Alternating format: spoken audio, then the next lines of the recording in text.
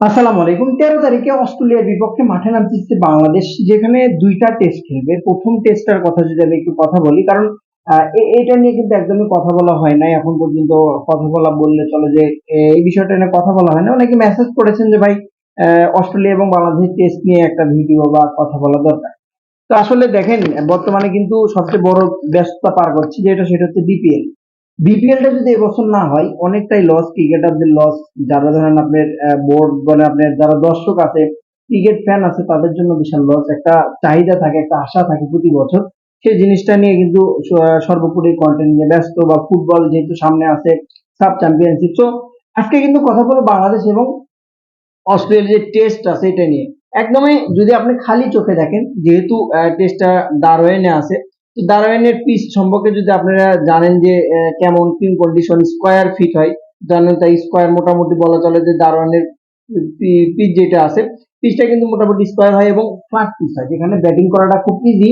বলাররা প্রথমে 10-15 ওভার একটু সুযোগ সুবিধা পাবে, পরবর্তীতে আস্তে আস্তে আস্তে আস্তে পিচটা কিন্তু ফেটে যায়। 3-4 দিনের মাথায় যে পিচটা কিন্তু ফেটে যায়, যার জন্য যারা স্পিনার আছে তারা কিন্তু সেই সময় সুবিধা পায়।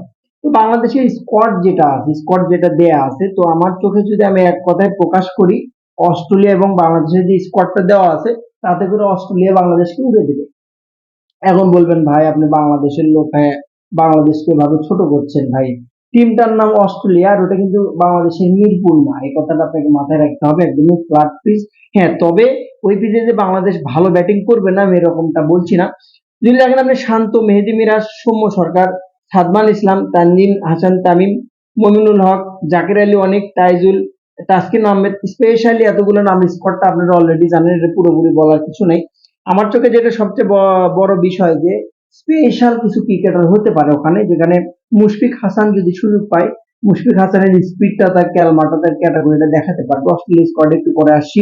তো মুশফিক হাসানকে নিয়ে আমার একটু আশা আছে, কারণ নাহিদ রানা নাই।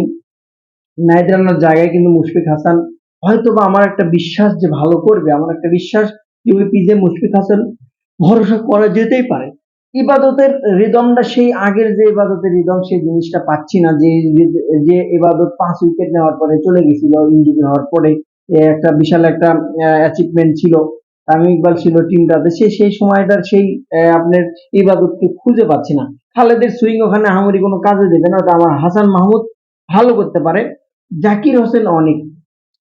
তো এই যে জাকের আলীর কথা, যে বিষয়টা, জাকের আলী পাওয়ার হিটিং করতে যায় যে বাসটা খাইছিল, তারপরে এইভাবে কামব্যাক করাটা, তো জাকের আলীর উপর কিন্তু আমার একটু হলেও ভরসা আছে এই সিরিজটাতে। আরেকটা ব্যাটারের উপর ভরসা আছে এই সিরিজটাতে, সেটা হলো মুশফিকুর রহিম। বলা চলে যে মুশফিকুর রহিমের অস্ট্রেলিয়ার মাটিতে এটা প্রথম খেলা, যা এখানে কখনো কোনোদিন 13 বছরের ক্যারিয়ারে খেলে নাই।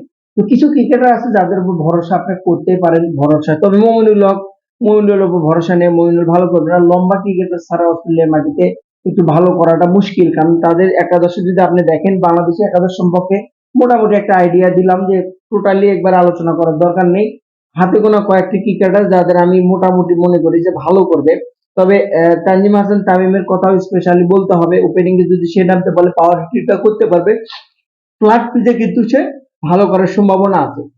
অপরপক্ষে যদি আপনি অস্ট্রেলিয়ার কথা বলেন, দেখেন অস্ট্রেলিয়ার যদি আপনি পিচ কন্ডিশন দেখেন, আপনি পিচ কন্ডিশনের উপর বিবেচনা করে তাদের যে একাদশটা বর্তমানে দিয়েছে, ব্যাটার যদি দেখেন তাদের, আপনি স্টিভ স্মিথ, এখন মনে করেন বিশ্বের, এখনো স্টিভ স্মিথ বুড়ো হয়ে গেছে, অথচ বিশ্বের যদি 5টা ব্যাটারের মধ্যে এখনো ধৈর্য ধরে খেলার মতো কোনো ব্যাটার যদি আপনি মনে করেন, স্টিভ স্মিথকে আপনি কিন্তু রাখতে হবে অবশ্যই।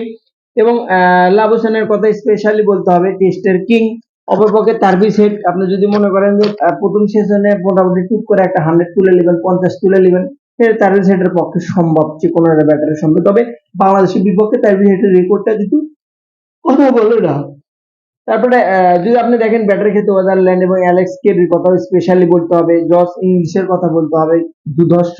আপনি যদি দেখেন অস্ট্রেলিয়া যে ব্যাটিং সাইডটা দিয়েছে এবং যে স্কোয়াডটা দিয়েছে বাংলাদেশের সাথে, অস্ট্রেলিয়ার ইতিহাসে টেস্ট ক্রিকেটের সবচেয়ে হার্ড এবং শক্তিশালী কেন দিয়েছে, বাংলাদেশের কাছে আসে অস্ট্রেলিয়া কিন্তু যে বাসটা মারাটা খাইছে, এই কথাটা কিন্তু তারা মাথায় রেখে কিন্তু স্পটটা দিয়েছে।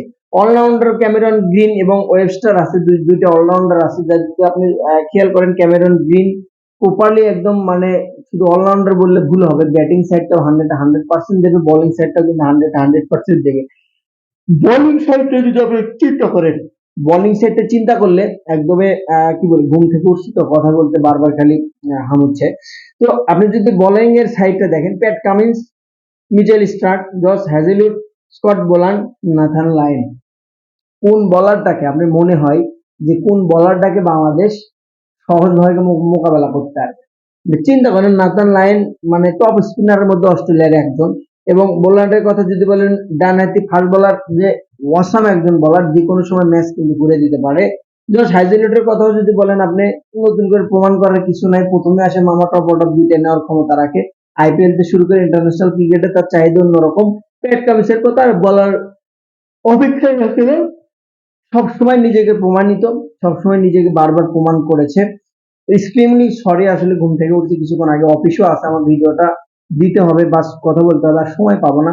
অনেকটাই সময় ব্যয় করি, ধরেন আপনি একটা জব করি, জবের পাশাপাশি ভিডিও বানানো অনেক কষ্ট, এডিটিং করা, পোস্ট করা, থাম্বনেল বানানো, তো সব মিলিয়ে আসলে সরি, এক্সট্রিমলি সরি, মাঝে মাঝে কথা বলতে এরকমটা হচ্ছে। তবে সর্বোপরি আমি যেটা মনে করি যে বাংলাদেশের সাথে অস্ট্রেলিয়ার খেলাটা সত্যি অনেক অনেক অনেক হার্ড হবে, এবং বাংলাদেশ, আমার ব্যক্তিগত মতামত, আপনি শুনলে খারাপ লাগলেও আমার কিছু করার নেই, বাংলাদেশ পানিও পাবে না। অস্ট্রেলিয়া যে টিম আছে, অস্ট্রেলিয়া টিমের সাথে বাংলাদেশ পাত্তা তো পাবে না, ইনিংস ব্যবধানে হারার সম্ভাবনা তো আছেই। আমি মনে করি 200 রান করতে পারবে কিনা যে বোলিং লাইনের বিপক্ষে বাংলাদেশ, যদি করতে পারে বেস্ট অফ লাক, বাংলাদেশ অবশ্যই ভালো চাই, আমি অবশ্যই নিজের দেশের বিপক্ষে না, বাট যে অস্ট্রেলিয়ার যে টিম, এর বিপক্ষে করাটা অনেকটাই কঠিন। বিসিবি পাকনামির কারণে আমরা নাহিদ রানাকে হারাইছি, নাহিদ রানা থাকলে অস্ট্রেলিয়াতে অনেকটা চাপ সৃষ্টি করা যেত। বেশ